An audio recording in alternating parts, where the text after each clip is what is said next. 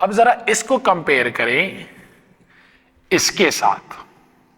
यहां पे तो हम कहते हैं कि मोमेंटम का वेलोसिटी के साथ डायरेक्ट रिलेशन है, यहां पे हम कह रहे हैं कि मोमेंटम का वेलोसिटी के साथ inverse relation. Momentum is let's say वो 6% गिवन है और आपको percentage change in kinetic energy find करनी है। तो अब ये वैल्यू, अब एमसीक्यू को देख लें, 300% काइनेटिक एनर्जी गिवन है, मोमेंटम फाइंड करना है। तो अगर आपको 3 इक्वल फ्रेगमेंट्स गिवन हो और 2 फ्रेगमेंट्स की वेलोसिटी गिवन हो और 2 फ्रेगमेंट्स परपेंडिकुलर जा रहे हो, तो थर्ड की वेलोसिटी कैसे फाइंड करनी है? तो ये hello dear students, welcome to the new lecture of NMDCAT. आज मैं बात करूंगा लीनियर मोमेंटम पे and law of conservation of linear momentum पे, and we will also discuss the very important relation of momentum with the kinetic energy.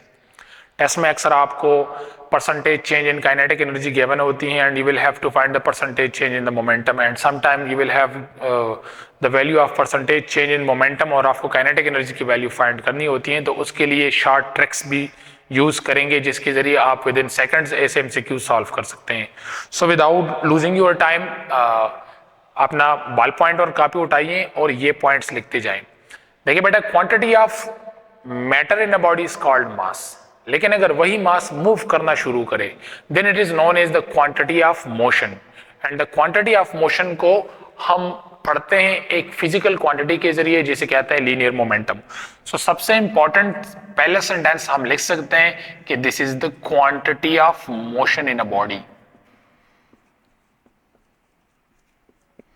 And this quantity is denoted by P and it is the product of mass with the velocity. So being a vector quantity, momentum का direction क्या होगा? जिस direction या जिस direction में velocity होगी उसी direction में मोमेंटम होगा। तो आई कैन से कि momentum is always parallel to velocity. जिस डायरेक्शन में वेलोसिटी उसी डायरेक्शन में मोमेंटम ही होगा। बात क्लियर बेटा? ओके। टेस्ट में अक्सर एसआई यूनिट के बारे में पूछते हैं, तो इसका एसआई यूनिट जो है उसमें हम थोड़े से चेंजेस ला सकते हैं। एक तो आप फार्मूले से डायरेक्ट लिख सकते हैं, मास है तो केजी, वेलोसिटी है तो मीटर पर सेकंड, और एक और भी यूनिट हम यूज करते हैं न्यूटन सेकंड।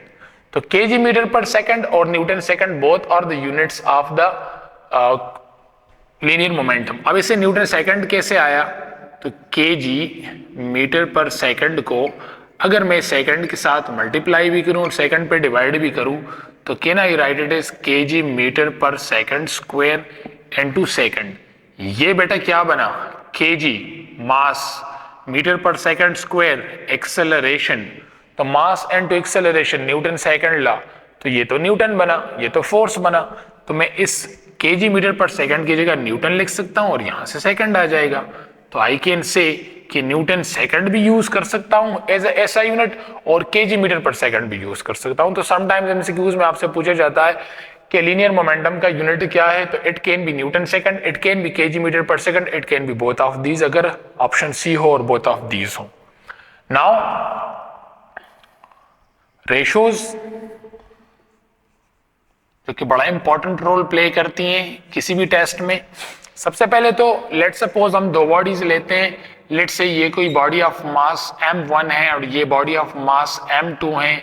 लेट से इसकी वेलोसिटी बेटा v1 है, लेट से इसकी वेलोसिटी v2 है, तो इसका मोमेंटम p1 बन जाएगा, इसका momentum p2, end of course p1 will be the product of m1 v1 and p2 will be the product of m2 v2। अब अगर इन दोनों के लिए मैं फार्मूला लिखता हूं तो मैं ऐसे लिख सकता हूं, अगर मैं p1 और p2 का रेशो लिख रहा हूं तो आई कैन राइट m1 और यहाँ पे v1, p2 है तो m2 और v2। अब इसमें से कोई एक भी क्वांटिटी आप कांस्टेंट रखते हैं तो एक रिलेशन बन जाएगा और आप उस पे रेशो इजीली फाइंड कर सकते हैं। जैसे कि द फर्स्ट वन इज, अगर मैं कहूं कि मास कांस्टेंट, अगर मास कांस्टेंट हो तो बेटा रिलेशन क्या बनेगा? p directly proportional to velocity. अगर मास कांस्टेंट हो तो उस बॉडी का मोमेंटम ज्यादा होगा जिसकी वेलोसिटी ज्यादा होगी, डायरेक्ट है, तो I can write p1 divided by p2 is equal to v1 divided by v2। Paper में अगर वेलोसिटीज की रेशो गिवन है you can find the ratio of momentum, momentum की रेशो गिवन है you can find the ratio of velocity. f mass is constant. कैसे? Let say MCQ आया और इस एमसीक्यू में आपको कहें कि मोमेंटम की रेशो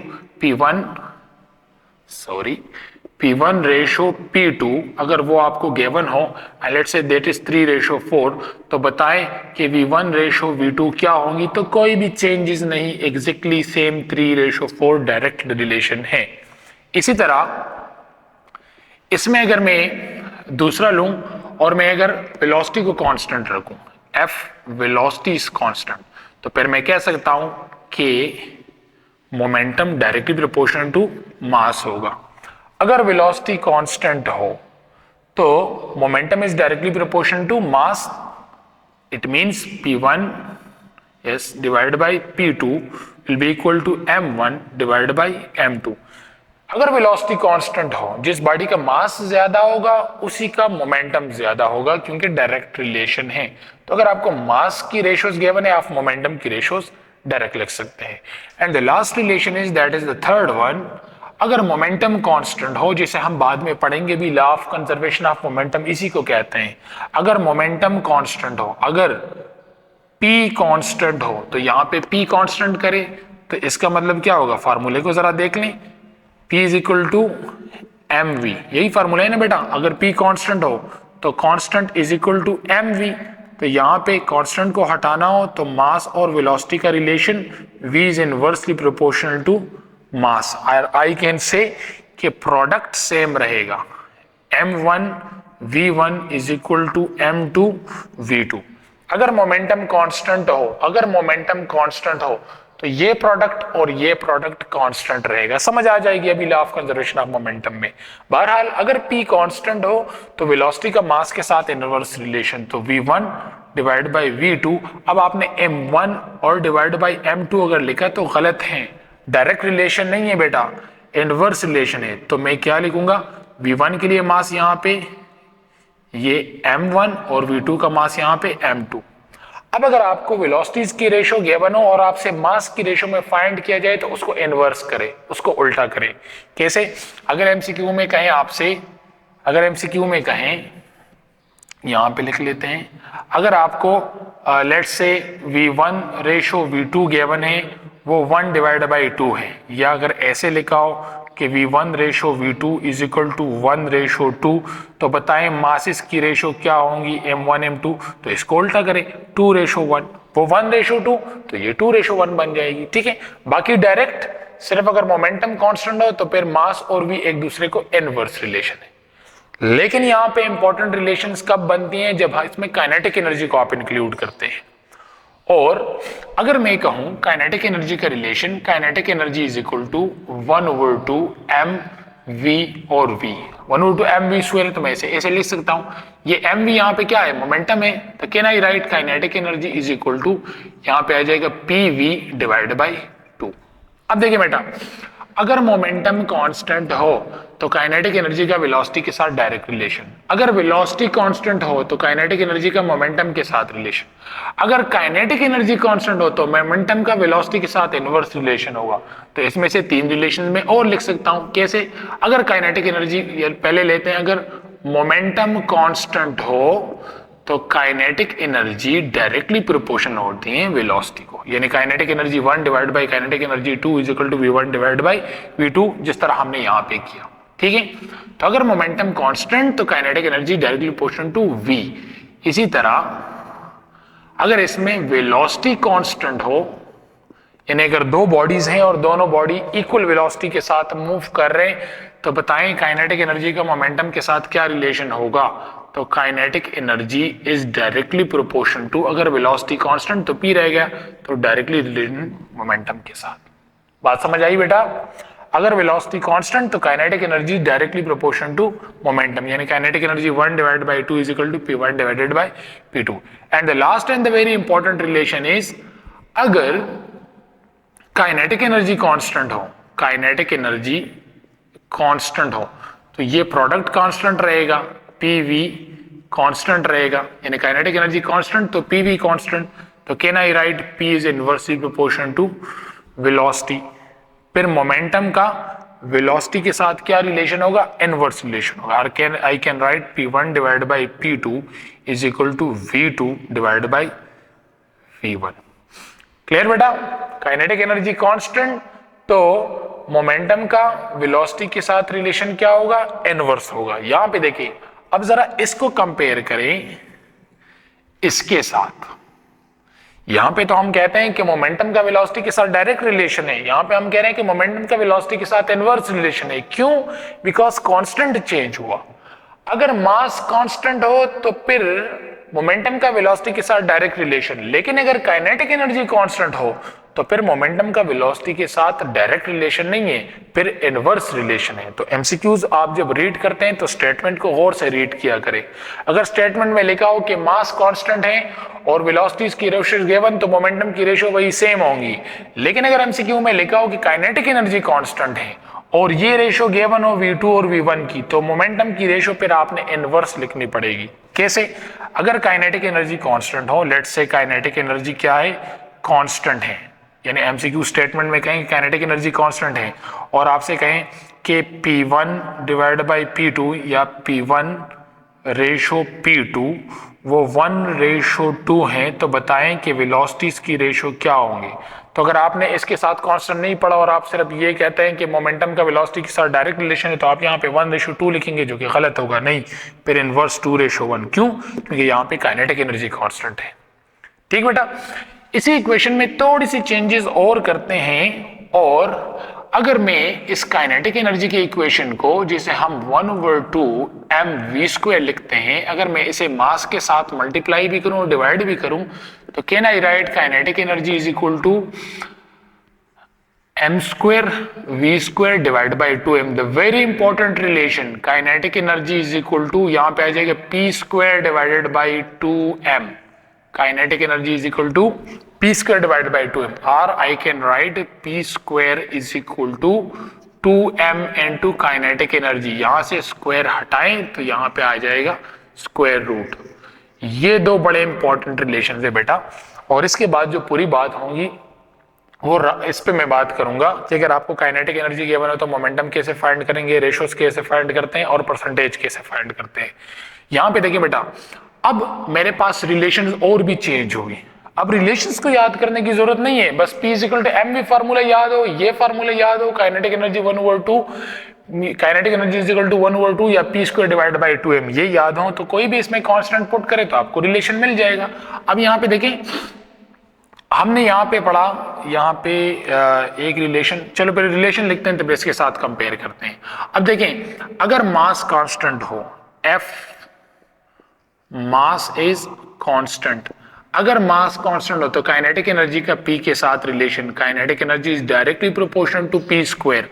अब यहाँ पे बेटा ये जरूरी है, kinetic energy 1 divide by kinetic energy 2 is equal to p1² divide by p2²। अब इस पे स्क्वायर भी आया, क्या आया? स्क्वायर। एमसीक्यू में आया हो कि P1:P2 is equal to let's say 1:3, और एमसीक्यू में साथ में ये भी कहो कि मास कांस्टेंट हो तो काइनेटिक एनर्जी की रेशियोस फाइंड करें, काइनेटिक एनर्जी 1, काइनेटिक एनर्जी 2। तो अब देखें, P1 वैल्यू 1, P2 वैल्यू 3, तो यहाँ पे स्क्वायर है, स्क्वायर को नहीं भूलना, तो ये आएगा 1 और रेशो क्या आ जाएगा? 9 आ जाएगा। ठीक बेटा, क्योंकि यहाँ पे स्क्वायर है। इस तरह इसमें और भी रिलेशन जल्दी से लिख लेते हैं। ये तो मैंने मास को कांस्टेंट किया। अगर F मोमेंटम क्या हो? कांस्टेंट हो। अगर मोमेंटम कांस्टेंट हो तो काइनेटिक एनर्जी का मास के साथ इनवर्स रिलेशन, यानी kinetic energy 1 divide by kinetic energy 2 is equal to m2 divide by m1। ठीक बेटा, अब देखें, आपने तो ये पढ़ा होगा ना, kinetic energy is equal to 1/2 mv²। अब यहाँ पे तो मैं कहता हूं कि काइनेटिक एनर्जी का तो v के m के साथ डायरेक्ट रिलेशन है, और यहाँ पे मैं कह रहा हूं कि काइनेटिक एनर्जी का मास के साथ, काइनेटिक एनर्जी का मास के साथ डायरेक्ट रिलेशन, यहाँ पे काइनेटिक एनर्जी का मास के साथ इनवर्स रिलेशन। ये कैसे हुआ? तो द थिंग इज कि आपने कांस्टेंट को देखना है। यहाँ पे देखें, यहाँ पे काइनेटिक एनर्जी मास के साथ डायरेक्ट इसलिए है क्योंकि वेलोसिटी कांस्टेंट है। तो अगर वेलोसिटी कांस्टेंट हो तो काइनेटिक एनर्जी मास के साथ डायरेक्ट रिलेशन है। लेकिन अगर मोमेंटम कांस्टेंट हो तो फिर काइनेटिक एनर्जी का मास के साथ इनवर्स रिलेशन है। जैसे कि अगर एमसीक्यू आए और उस एमसीक्यू में क्या हो कि मोमेंटम कांस्टेंट है और काइनेटिक एनर्जी की रेशोज जो हैं, काइनेटिक एनर्जी की रेशो जो है वो 1:2 है, तो बताएं कि मासेस की रेशो क्या होंगी? तो क्योंकि इनवर्स है तो वो 2:1 हो जाएगा। लेकिन अगर एमसीक्यू ऐसा हो जिसमें कहें कि जनाब यहाँ पे वेलोसिटी कांस्टेंट है, तो बताएं कि काइनेटिक एनर्जी का मास के साथ रिलेशन। तो अगर वेलोसिटी कांस्टेंट और काइनेटिक एनर्जी 1:2 है तो मासेस की रेशो भी वही सेम, चेंजेस नहीं, क्योंकि वेलोसिटी कांस्टेंट है। आई होप बेटा कि आप लोगों को ये पॉइंट समझ आ गई। ये पॉइंट्स नोट कर लें। And now the most important part of this lecture is, अगर आपको percentage change in kinetic energy given हो और percentage change in momentum find करना हो, या percentage change in momentum given हो और percentage change in kinetic energy find करनी हो, नोट दिस पॉइंट्स और आगे बढ़ते हैं। Okay, so we studied that kinetic energy is equal to p² divided by 2m। यहां से kinetic energy directly proportion to p² अगर mass provided that mass is constant. If mass is constant तो kinetic energy का direct relation with the p²। अब let's say paper में आपसे पूछें कि परसेंटेज चेंज मोमेंटम में गिवन हो और वो लेट्स सपोज 20% गिवन है, और आपसे कहें कि percentage change in kinetic energy वो फाइंड करनी है। तो देखिए बेटा, अगर 20, 30, 40, 50 इस तरह के वैल्यूज गिवन है तो ये मल्टीपल्स ऑफ 10 है, और इसके लिए आप direct percentage change in kinetic energy find कर सकते हैं। कैसे फाइंड करेंगे?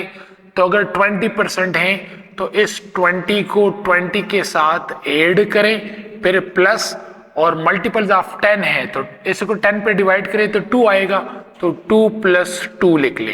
तो यहाँ पे आ जाएगा 40 + 4 विच इज इक्वल टू 44%। ये तब अगर आपको जो percentage change in momentum given हो और वो मल्टीपल ऑफ 10 हो। जैसे कि let suppose percentage change in momentum is given और वो लेट सपोज 60% है, तो आप बेटा कैसे करेंगे?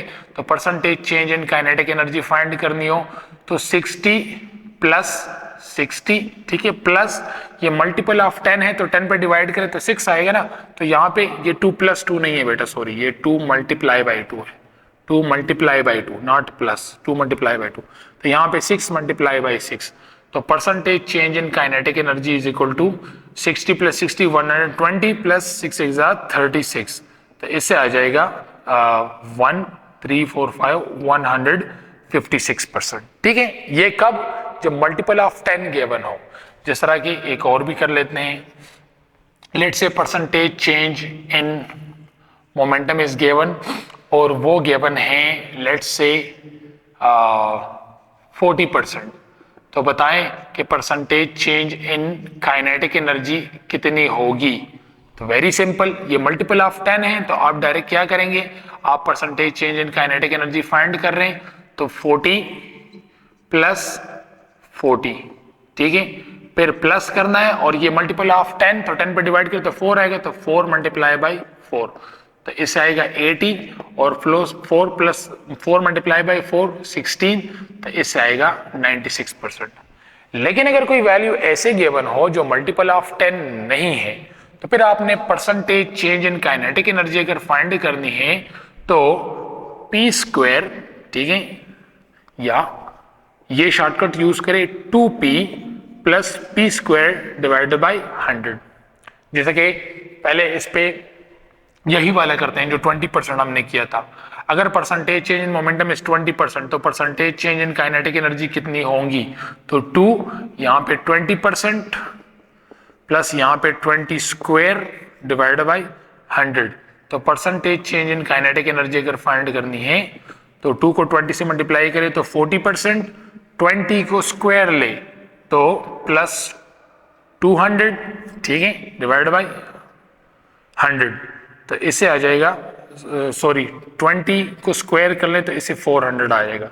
तो 400 को 100 पे डिवाइड करें तो 4 आएगा, तो 40% + 4 विच इज इक्वल टू 44%। लेकिन अगर मल्टीपल ऑफ 10 है तो आप इसे डायरेक्ट ऐसे फार्मूले से भी कर सकते हैं। अब लेट्स से आपको कोई और वैल्यू गिवन है, लेट्स से आपको गिवन है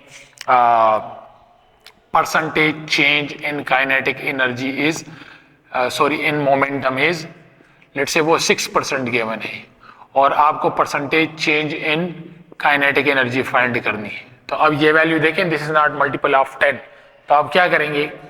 percentage change in kinetic energy find करनी है तो पहले 2p, तो इसको 2 और इसको डिवाइड बाई 6 कर लें, प्लस फिर 6 स्क्वायर डिवाइड बाई 100, तो 6 2 आर 12, 6 इंटू 6 36 डिवाइड बाई 100, ऐसे आ जाएगा। ठीक है, ये इससे आ जाएगा 12 प्लस 0.36, तो इससे आ जाएगा 12.36%। ठीक है बेटा, आई होप कि आप लोगों को ये फार्मूले समझ आ गया। अगर मल्टीपल ऑफ 10 हो तो ये मेथड, मल्टीपल ऑफ 10 नहीं है तो 2p plus P square divide by 100, जैसे कि यहाँ पे 6% था, मल्टीपल ऑफ 10 नहीं है तो 6 12, 6 36, 36 को 100 पे डिवाइड करें 0.36, तो 12.36% आया। ठीक बेटा, ये कब, जब मल्टीपल ऑफ 10 ना हो, ये कब, जब मल्टीपल ऑफ 10 हो। ये इंक्रीज के लिए, यानी परसेंटेज मोमेंटम में अगर 40% चेंज आए तो काइनेटिक एनर्जी कितनी इंक्रीज होंगी। अगर डिक्रीज का कहा हो, अगर आपसे कहें कि मोमेंटम 20% डिक्रीज हुई तो काइनेटिक एनर्जी कितनी डिक्रीज होंगी, तो फिर यहाँ पे 20 प्लस 20, और यहाँ पे जो आपको प्लस नजर आ रहा है ना, यहाँ पे आपने माइनस यूज करना है। जैसा कि एमसीक्यू पेपर में आ जाए जिसमें लिखा हो कि परसेंटेज डिक्रीज इन मोमेंटम, वो आया 20%, तो बताएं कि परसेंटेज डिक्रीज काइनेटिक एनर्जी में कितना आएगा, बिकॉज काइनेटिक एनर्जी पी के साथ डायरेक्ट रिलेशन है। तो अगर मोमेंटम में डिक्रीज आएगा तो काइनेटिक एनर्जी में भी डिक्रीज आएगा।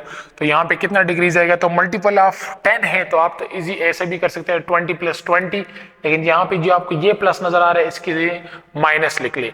आप इस फार्मूले पे भी नजर यहाँ पे भी कर सकते हैं 2p, लेकिन प्लस की जगह माइनस, तो फिर यहाँ पे 2p काइनेटिक एनर्जी फाइंड करनी है तो 2p प्लस, तो प्लस नहीं क्या यूज करेंगे, minus p square divide by 100, तो 2 मल्टीप्लाई बाई 20 माइनस p, तो यहाँ पे आ जाएगा 400 डिवाइड बाई 100, तो ऐसे आ जाएगा 40 माइनस 4, तो फिर कितना आया 36%। यहाँ पे भी आप देख ले 20 प्लस 20 और माइनस 4, तो 36% आएगा। क्लियर बेटा, तो आई होप कि आप लोगों को ये समझ आ गई कि काइनेटिक एनर्जी और पी स्क्वायर का रिलेशन कैसे। अब ये सिर्फ यहाँ पे यूज नहीं होगा, पूरे फिजिक्स में जहां पे भी कहीं पे स्क्वायर है और वो वाली परसेंटेज गिवन और आपको ये वाली परसेंटेज फाइंड करनी हो तो ये मेथड अप्लाई करें। अब इसकी तरफ आते हैं, अगर आपको रिलेशन ऐसा गिवन हो कि P, तो यहां से अगर P निकाले और आपको P की परसेंटेज फाइंड करनी हो और काइनेटिक एनर्जी की परसेंटेज गिवन हो, तो वो कैसे करेंगे, नोट इट डाउन और इस दूसरे टर्म की तरफ जाते हैं। शाबाश। ओके, तो हमने एक रिलेशन पढ़ लिया कि kinetic energy directly proportional to P square, ये वैल्यू गिवन है तो ये फाइंड कर सकते हैं। इसको मैं ऐसे भी लिख सकता हूं, दोनों साइड पे अंडर रूट लें तो P is directly proportional to under root of kinetic energy. ठीक बेटा, तो पहले तो एमसीक्यू ये नोट कर लें, अगर आपको लेट्स से काइनेटिक एनर्जी की रेशोज गिवन है और वो 1:4 है और आपसे कहें कि मोमेंटम की रेशो फाइंड कर ले प्रोवाइडेड कि मास कांस्टेंट हो, तो फिर यहाँ पे देखिए P1 divide by P2 is equal to kinetic energy के साथ डायरेक्ट रिलेशन, लेकिन साथ में अंडर रूट भी हैं, तो P1 डिवाइड बाई P2, तो यहाँ पे काइनेटिक एनर्जी 1 की वैल्यू 1, काइनेटिक एनर्जी 2 की वैल्यू 4, तो यहाँ पे आएगा 1/4 अंडर द रूट, तो इससे आ जाएगा 1:2, तो फिर P1:P2 जो है वो 1:2 हो जाएगी। एक तो ये याद रखें। एंड सेकेंड इज, अब अगर वही परसेंटेज वाली लेट्स से ऐसे आ जाए, F percentage change in kinetic energy is 300%, अगर काइनेटिक एनर्जी 300% बढ़ गई तो बताएं कि परसेंटेज चेंज इन मोमेंटम कितना आएगा। अब देखें, इससे पहले मोमेंटम की वैल्यूज गिवन होती थी और आप काइनेटिक एनर्जी की रेशियोज फाइंड करते थे। अब काइनेटिक एनर्जी की गिवन है और मोमेंटम की फाइंड करनी है। ठीक है, तो यहाँ पे फार्मूला क्या यूज करना है, परसेंटेज काइनेटिक का फाइंड करना है, मोमेंटम में फाइंड करना है। ठीक है, और काइनेटिक एनर्जी पे अंडर रूट था तो आप यहाँ पे लिखेंगे 1, क्या लिखना है सबसे पहले 1 लिख लें, फिर इसके बाद लिख लें प्लस काइनेटिक एनर्जी की जो वैल्यू गिवन है वो लिख लें डिवाइड बाय 100, इस पूरे पे अंडर रूट और इसको -1 करना है और फिर मल्टीप्लाई बाय 100 करनी है। ये शॉर्टकट याद रखें, अगर मोमेंटम में परसेंटेज चेंज फाइंड करना हो, काइनेटिक एनर्जी में परसेंटेज चेंज गिवन है, तो 1 plus percentage change kinetic energy divide by 100, उस पर अंडर रूट -1 मल्टीप्लाई बाय 100। अब एमसीक्यू को देख लें, 300% काइनेटिक एनर्जी गिवन है, मोमेंटम फाइंड करना है, तो percentage change in momentum find करना है, तो यहाँ पे 1 plus percentage change kinetic energy 300 divide by 100 under root -1 multiply by 100 इसलिए है ताकि परसेंटेज में कन्वर्ट हो। तो percentage change momentum is 1 plus 300 divide by, तो यहाँ पे 100 डिवाइड बाई 3, तो यहाँ से आ जाएगा 1 प्लस 3, यहाँ पे -1, ठीक है, मल्टीप्लाई बाई 100। तो इससे परसेंटेज चेंज इन मोमेंटम क्या आया, 1 प्लस 3 4 आया बेटा, ठीक है, 4 अंडर रूट -1 मल्टीप्लाई बाई 100। तो परसेंटेज चेंज मोमेंटम ये 2 आ जाएगा, 4 स्क्वायर तो 2 -1 मल्टीप्लाई बाई 100, तो इससे आ जाएगा 1 मल्टीप्लाई बाई 100, तो इससे 100% आया।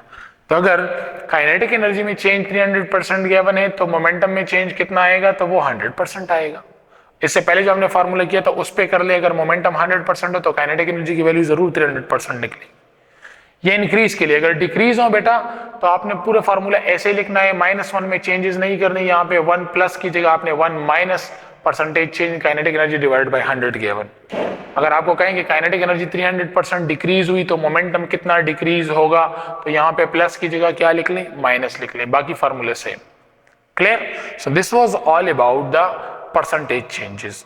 Now let's study the law of conservation of momentum, कि मोमेंटम कब कंजर्व होगा और कैसे मोमेंटम को यूज करके हम अगर कोई एक्सप्लोजन ऑफ बम हो रही है तो उसमें डिफरेंट पार्ट्स जो हैं वो किस वेलोसिटी से मूव करेंगे, या अगर दो बॉल्स एक दूसरे के साथ कोलाइड कर रहे हैं तो मोमेंटम को हम कैसे लिखेंगे, और law of conservation of momentum को हम न्यूटन सेकंड लॉ और थर्ड लॉ से कैसे निकालेंगे, ये नोट कर लें और बाकी पॉइंट्स पढ़ते हैं। अगर किसी सिस्टम पे एक्सटर्नल फोर्स नहीं है, एक्सटर्नल फोर्स 0 है, F external force on any system is 0, यानी किसी सिस्टम के अंदर इंटरनल फोर्सेस हैं लेकिन बाहर से अगर सिस्टम पे कोई फोर्स नहीं पड़ रहा, एक्सटर्नल फोर्स 0 है, तो फिर मोमेंटम क्या होगा बेटा, कांस्टेंट होगा और चेंज इन मोमेंटम 0 होगा, चेंज इन मोमेंटम 0। कब? अगर एक्सटर्नल फोर्सेस नहीं है, एक्सटर्नल फोर्सेस 0 हैं तो मोमेंटम कांस्टेंट रहेगा। तो हमने तो पढ़ा था P is equal to mv, तो अगर मैं इसको कांस्टेंट मान लूं, मोमेंटम को कांस्टेंट मान लूं, तो यहाँ पे बेटा mv कांस्टेंट आएगा। इसका मतलब कि m1 v1 plus m2 v2 plus m3 v3 ये सब कुछ 0 आएगा, या आप ऐसे भी कह सकते हैं कि m1 v1 will be equal to m2 v2 will be equal to m3 v3 will be equal to mn vn। अब ये क्या चीज है, तो इसको आगे पढ़ते हैं, अब आपको समझ आ जाएंगी। यानी द प्रोडक्ट ऑफ मास और वेलोसिटी कांस्टेंट रहती हैं। कब कांस्टेंट रहती हैं? जब मोमेंटम कांस्टेंट हो। जब मोमेंटम कांस्टेंट हो तो इसका मतलब क्या होगा कि एक्सटर्नल फोर्स 0 होगा, कोई भी एक्सटर्नल फोर्स नहीं होगा। जब एक्सटर्नल फोर्स नहीं होगा तो मोमेंटम कैसे कांस्टेंट होगा? तो सबसे पहले इसको निकालते हैं law of conservation of momentum को। LCM means law of conservation of momentum from Newton second law. And Newton second law हमें क्या कहता है? Newton second law says that force is equal to mass times acceleration. I can write mass times delta v divided by t because acceleration is the change in velocity, and I can write m vf minus vi divided by t. मैं इसे ऐसे भी लिख सकता हूँ f is equal to m vf minus m vi divided by t. तो f is equal to ये pf minus pi divided by t, and I can also write is force is equal to change in momentum divided by time. ये MCQ भी अक्सर आ जाता है। The rate of change of momentum is called force. The rate of change of momentum. अगर momentum change हो रहा है with respect to time तो इसका मतलब कि वहां पे force होगा।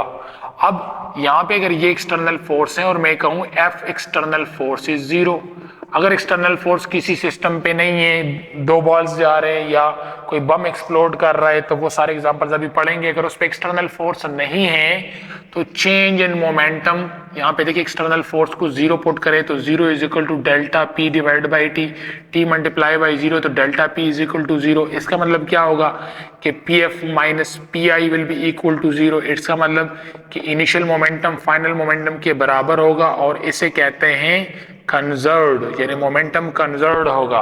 मोमेंटम कंजर्व्ड मींस कि मोमेंटम कांस्टेंट होगा, यानी जो मोमेंटम पहले होगा किसी प्रोसेस के वही मोमेंटम बाद में भी होगा। मोमेंटम में चेंज नहीं आ रहा तो मोमेंटम में जब चेंज नहीं आएगा तो फाइनल और इनिशियल मोमेंटम इक्वल होगा। ये हमने निकाला किससे? न्यूटन सेकंड लॉ से। तो न्यूटन सेकंड लॉ असल में आपको law of conservation of momentum के बारे में बताता है। अगर एक्सटर्नल फोर्स क्या हो? जीरो हो, यानी फाइनल मोमेंटम इनिशियल मोमेंटम के बराबर होगा, यानी m1 v1 will be equal to m2 v2। अगर ये फाइनल इनिशियल मोमेंटम और ये फाइनल मोमेंटम है तो ये प्रोडक्ट कांस्टेंट रहेगा। वही कंजर्वेशन ऑफ मोमेंटम आपको न्यूटन सेकंड लॉ भी बता रही है, ठीक।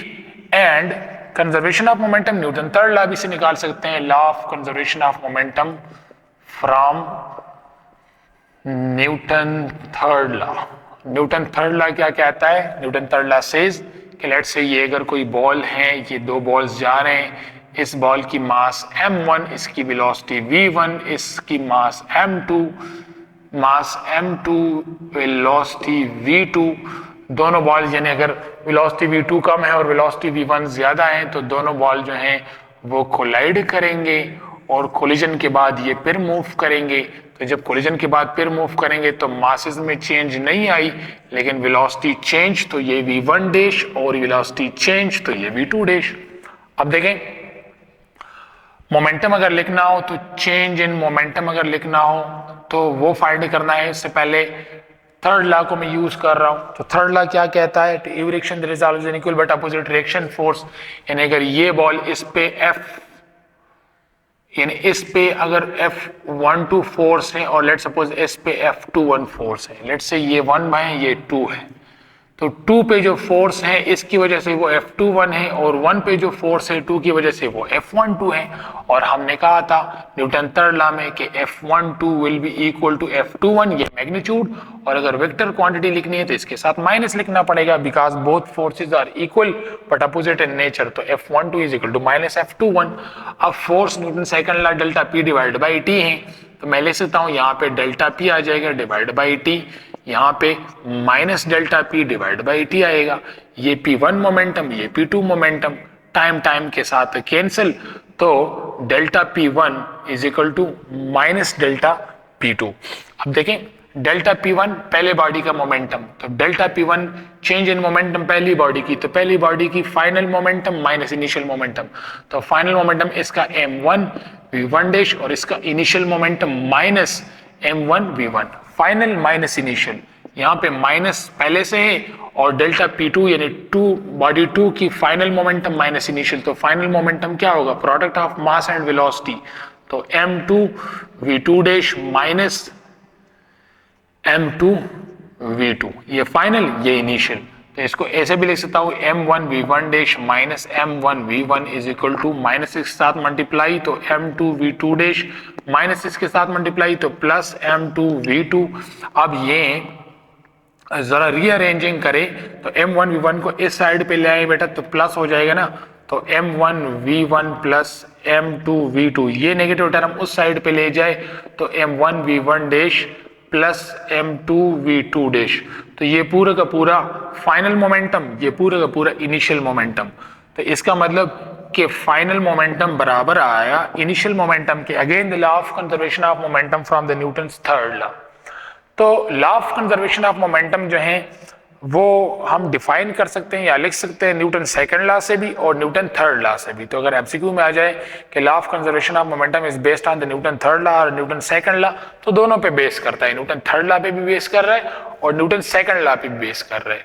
अब इसी को थोड़ा सा आगे ले जाते हैं और इस पे 2-3 एग्जांपल्स करते हैं कंजर्वेशन को लेके। अगर सिस्टम पे एक्सटर्नल फोर्स नहीं है तो मोमेंटम कांस्टेंट रहेगा और उस पे हम ढेर सारी न्यूमेरिकल्स भी सॉल्व कर सकते हैं। ये नोट कर लें और उसकी तरफ जाते हैं।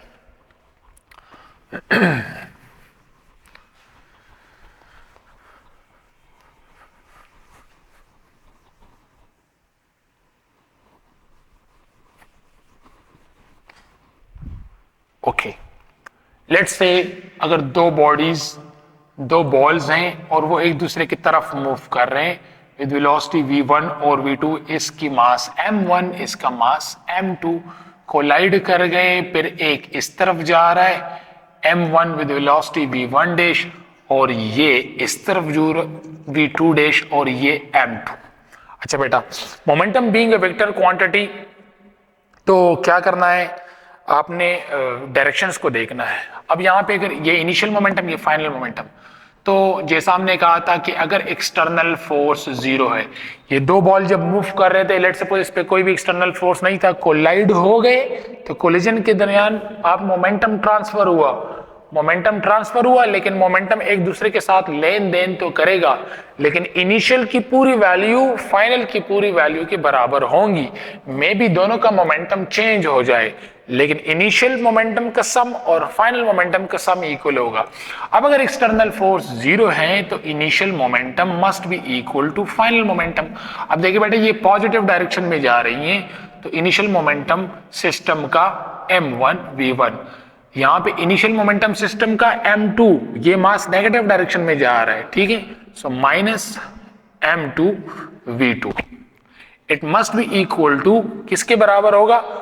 अब ये दोनों देख लें, ये पॉजिटिव डायरेक्शन में जा रहा है, तो m2 इस साइड पे पॉजिटिव एक्स एक्सिस, आई केप पॉजिटिव, ये आई केप नेगेटिव, तो पॉजिटिव वैल्यू को पहले लेके, तो m2 v2 डैश और माइनस m1 v1 डैश। ठीक बेटा, तो ये अगर दो बॉल्स एक दूसरे की तरफ मूव कर रहे हैं तो फिर आपने ये इक्वेशन ऐसे लिखना है। आप इसको थोड़ा सा और भी रीअरेंज कर सकते हैं, m1 v1 ये उस साइड पे जाएगा plus m1 v1 dash is equal to m2 v2 dash, ये इस साइड पे आके प्लस m2 v2, ठीक है। When both the balls are moving towards each other, अगर MCQ आ जाए कि दोनों बॉल्स एक दूसरे की तरफ जा रहे हैं और law of conservation of momentum different options given हो, तो फिर आपने ऐसे इसको लिखना है, ठीक बेटा। लेट्स से दो मासेस हैं m1 with the velocity v1 और ये दूसरा मास m2 with the velocity v2, और कोलिजन के बाद दोनों स्टिक कर गए और वो वेलोसिटी v के साथ जा रहे m1 m2, दोनों अगर स्टिक कर जाए, दोनों एक दूसरे के साथ चिपक जाए, तो फिर वो एक ही वेलोसिटी के साथ मूव करेंगे ना, दोनों की वेलोसिटी सेम होंगी। तो अब अगर मोमेंटम लिखना हो तो दोनों पॉजिटिव डायरेक्शन में जा रहे हैं, तो m1 v1 plus m2 v2 it must be equal to दोनों का प्रोडक्ट, दोनों का सम, दोनों सम m1 प्लस m2 और इसको मल्टीप्लाई करें वेलोसिटी के साथ, तो ये मोमेंटम, तो common velocity after the collision v, यानी कॉमन वेलोसिटी अगर निकालनी है तो वो होगा m1 v1 plus m2 v2 divided by m1 plus m2। अगर आपको मास और वेलोसिटी की वैल्यू गिवन तो इस पे आप न्यूमेरिकल भी कर सकते हैं, और एमसीक्यू में ऐसे भी आ सकता है कि दो बॉडीज जा रहे हैं, कोलाइड कर गए, कोलिजन के बाद दोनों कॉमनली मूव कर रहे हैं, एक दूसरे के साथ चिपक के जा रहे हैं, तो फिर कॉमन वेलोसिटी क्या होंगी, तो m1 v1 plus m2 v2 divide by m1 plus m2। इसी तरह एमसीक्यूज में अक्सर बुलेट और गन को एक सिस्टम मान के आपसे रिकॉइल स्पीड के बारे में पूछा जाएगा। लेट्स से ये कोई गन है एंड लेट्स से इसमें ये कोई बुलेट है, ठीक हुआ बेटा। तो ये बुलेट और गन सिस्टम है। अब ये गन इस बुलेट पे फोर्स लगाएगा, तो बुलेट पे जो फोर्स है, force on bullet due to gun, वो इक्वल होना चाहिए किस पे, गन पे जो फोर्स लग रहा है, गन पे कौन लगाएगा, बुलेट, न्यूटन थर्ड लॉ इसके साथ माइनस लेके, गन बुलेट पे फोर्स लगाएगा, बुलेट गन पे फोर्स लगाएगा, दोनों इक्वल इन मैग्नीट्यूड होंगे, अपोजिट इन डायरेक्शन होंगे, तो इसका नेट सम क्या आएगा बेटा, जीरो आएगा, न्यूटन थर्ड लॉ जीरो आएगा। तो यहां पे जो नेट फोर्स है, एक्सटर्नल नेट फोर्स, वो जीरो है। जब एक्सटर्नल नेट फोर्स जीरो है तो इस सिस्टम का इनिशियल मोमेंटम फाइनल मोमेंटम के बराबर होगा। अगर मास ऑफ द गन को मैं mg मान लूं और बुलेट को mv मान लूं, तो बेटा इनिशियली आपके पास गन मूव नहीं कर रही, बुलेट मूव नहीं कर रही, तो initial momentum will be zero.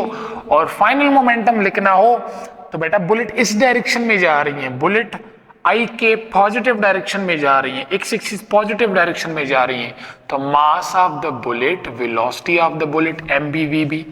फिर गन पीछे की तरफ रिकॉइल कर रहा है, गन जो है वो पीछे की तरफ रिकॉइल करेगा, तो गन अगर पीछे की तरफ रिकॉइल कर रहा है तो माइनस आई केप इस डायरेक्शन में, माइनस आई केप, ये प्लस आई केप हुआ तो ये माइनस आई केप हो जाएगा। तो यहाँ पे मास ऑफ द गन और वेलोसिटी ऑफ द गन, जिसको रिकॉइल स्पीड भी कहते हैं, ये वीजी क्या है, यहाँ पे ये इस साइड पे जाएगा वीजी स्पेस के साथ, तो VG is the recoil speed of gun, अक्सर एमसीक्यूज में पूछते हैं।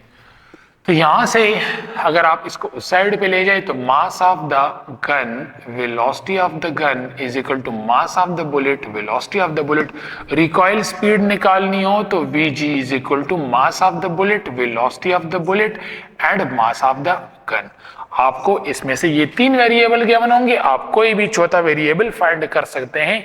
मैंने यहाँ पे मास और बुलेट को और गन को एक सिस्टम मान रखा था, उस सिस्टम पे एक्सटर्नल फोर्स जीरो था, इनिशियली कोई भी मूवमेंट नहीं हो रही थी तो जीरो, फाइनली मूवमेंट हो रही है वो मैंने लिख लिया, और इससे आप रिकॉइल स्पीड फाइंड कर सकते हैं। इसी तरह बम्स एक्सप्लोजन को लेके बहुत सारे एमसीक्यूज आ जाते हैं, तो वो भी जरा पढ़ते हैं, ये नोट डाउन कर लें, और वो भी इंपॉर्टेंट है। Suppose there is a bomb and ये बॉम्ब जो है ये एक्सप्लोड हुआ, एंड आफ्टर एक्सप्लोजन इसके दो पार्ट्स बने, एक पार्ट का मास लेट्स से अगर 1 है तो दूसरे का 2, यानी मासेस की रेशो 1:2 गिवन है, यानी अगर इसका मास 1m है तो ये 2m होगा, यानी मासेस की रेशो इज 1:2।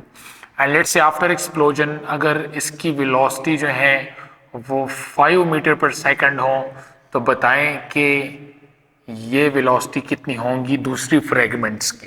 तो जैसा हमने पढ़ा था, लीनियर मोमेंटम बॉम्ब पे कोई भी एक्सटर्नल फोर्स नहीं होता, इंटरनली वो एक्सप्लोड हो गए, इंटरनल फोर्सेस होते हैं, तो एक्सटर्नल फोर्सेस आर जीरो। जब एक्सटर्नल फोर्स जीरो होंगे तो initial momentum must be equal to final. Initially कोई भी मूवमेंट नहीं हो रही, मास तो है लेकिन मूवमेंट नहीं हो रहा, तो initial momentum is zero and final momentum is this is in the negative i cap direction, तो -1m और इसकी वेलोसिटी कितनी है 5 मीटर पर second.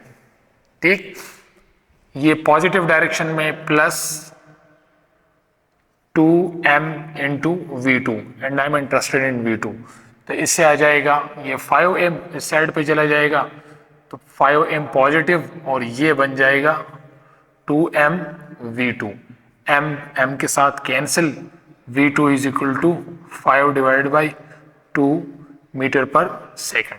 This is how you can find the velocities. Similarly अगर आपसे एमसीक्यू में कहें कि बम एक्सप्लोड हुआ और उसके इक्वल मासेस, लेट्स से ये 3 पार्ट्स हैं इसके, ठीक हुआ, मास m, मास m, मास m।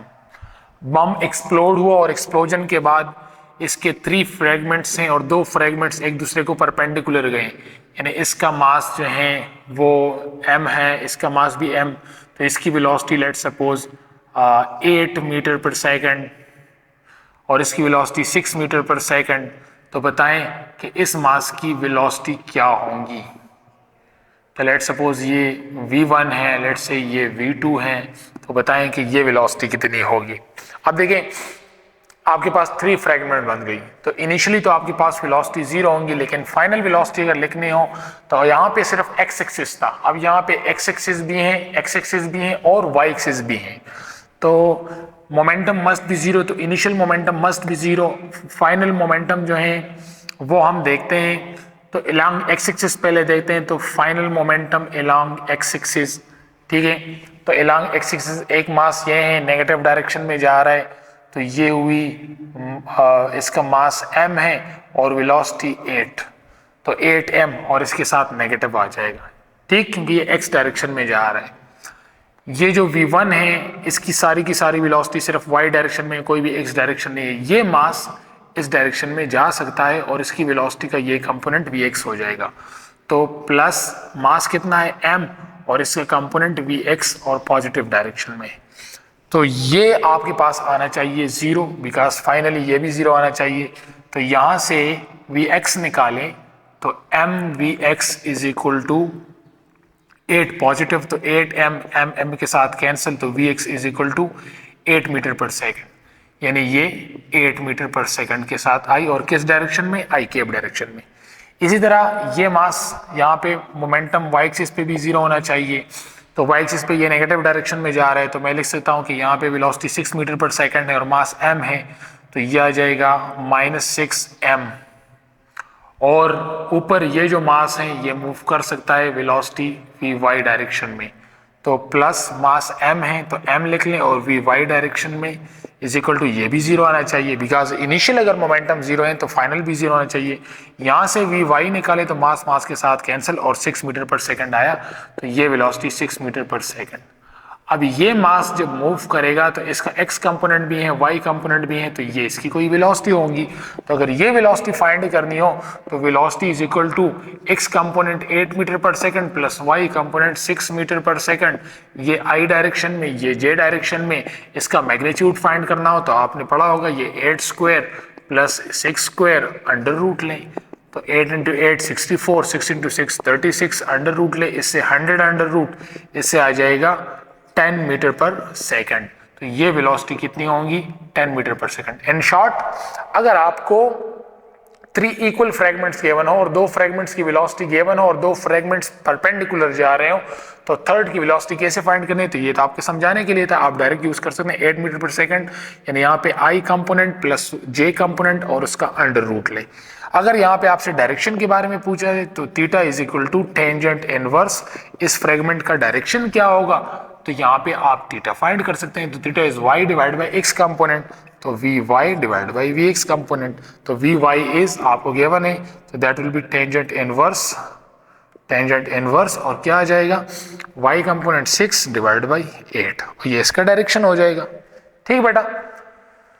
सो आपने अबाउट एक्सप्लोजिव्स भी पढ़ा, इस पे भी आप एमसीक्यूज कर सकते हैं, और हमने इससे पहले भी जितने भी इसके अंदर एमसीक्यूज बन सकते हैं रेशोज के लेकर, परसेंटेज इंक्रीज और डिक्रीज को लेकर, वो भी हमने पढ़ लिया।